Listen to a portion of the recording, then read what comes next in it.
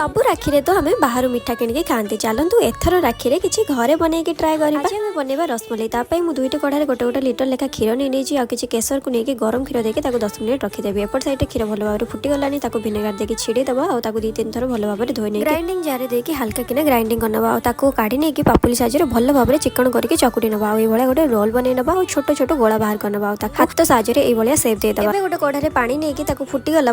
बहुत सारा चीनी देदेबा और आमर गोटे गोटे करके मिठा सब देदेबा आउ सीझाई छाड़ीदेबा एपट साइड देखिपे क्षीर मोर 1 लिटर अधा लिटर हो गलानी आम किसी गुजराती गुंड और केसर मिसई रखि क्षीर 3-4 चामच मिल्क पाउडर सहित रखि पिस्ता और आलमंड को देखिए भल भाव गोल नवा साइड में गोटे साइड मिठा भल भाव सीझीगला उल्टे पल्टे पुणी 10 मिनट छाड़देबा सीझाई 20 मिनट लगे मोर मिठा गुड़ी को सीझाई गोटे गोटे करके मिठा को सब चापिकी आनिक आम ग्रेवी पकेबा 10 मिनट ग्रेवी सहित मिठा को भल भाव सीझाई छाड़ीदेबा 10 मिनट पर आम गैस को बंद करदेबा पूरा पूरी रेडी हो गला पार्टी में मिल जाऊा भाया रसमलाई।